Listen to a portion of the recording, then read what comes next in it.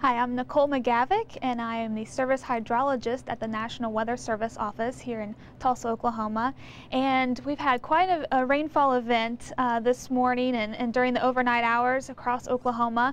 If you look here on our satellite image, we have a map here that shows the clouds that occurred. And this is starting late last night, and we can see the thunderstorms that developed across north central Oklahoma and across Kansas. And through the overnight hours, those shifted south into central Oklahoma. And if you watch closely, especially towards the end of this loop here, we will see that these clouds tend to stay over the same area for a significant amount of time. And during this time, we were getting a lot of heavy rainfall. The atmosphere, you may have noticed over the last couple of days, has been very, very humid. There's a lot of moisture in the atmosphere. So these thunderstorms are very efficient rain producers. So when they start raining, they're raining a lot. We look over here at our storm total precipitation amounts across the state. This is from the Oklahoma Mesonet.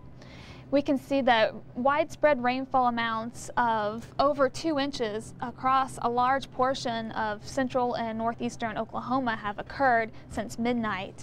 And if we look closely in central Oklahoma here in the Oklahoma City metro area, we see amounts in excess of 7 inches and almost 10 inches so far in Oklahoma City, the northern side of town. And this is what has led to all of the extensive flash flooding that's occurred, in addition to it being rush hour, which makes the traffic problems and the potential for people getting stranded even higher, with as many people that are commuting into work during the morning hours. I heard that several of the interstates around the Oklahoma City area have been closed because of all the flash flooding, in addition to several of the local roads in that area, and many water rescues have been going on across that area.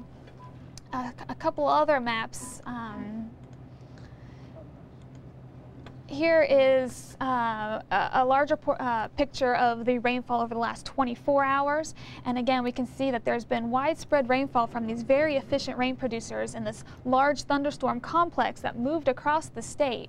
And this has produced, the red areas in this map here are anywhere from 3 to 6 inches, with the pinker colors over 6 inches of rainfall. And that matches up with what we saw from the rain gauge measurements there on the Mesonet. Now, what's going to happen is the storms from this morning are starting to dwindle down. This is a current radar image from northeast Oklahoma and also from the Oklahoma City area. And these storms will continue to decrease today into the afternoon hours. However, we are expecting, though, a redevelopment of storms across the western portion of Oklahoma later on this afternoon and this evening. And this, again, will develop into another complex of storms. And we could see an additional area of rainfall similar to what we saw this morning occurring again tonight into tomorrow morning. Right now, our forecast, we have widespread amounts of 2 to over 3 inches across the I-44 corridor. Now, where exactly these storms develop and where they move will define this high axis of precipitation. But for right now, we're estimating it to be along the I-44 corridor. In addition to the widespread 2 to 3 inches, there will be isolated amounts that will be in excess of 5 to 7 inches, possibly even higher. So that's our current thinking right now. So we could see areas of rainfall similar to what we saw in Oklahoma City this morning across central and northeast Oklahoma as well tomorrow morning. There will be heavy rainfall, especially in the Tulsa metro area tomorrow morning as well during the commute. So anyone who will be traveling in the morning should check the weather forecast and see what kind of watches and warnings are out for their area. Right now we do have if I can find it here, we have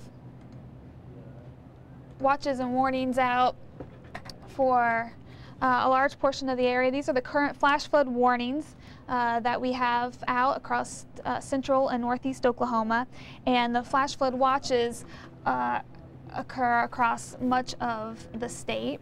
And we'll pull that up here in just a second. Here we go.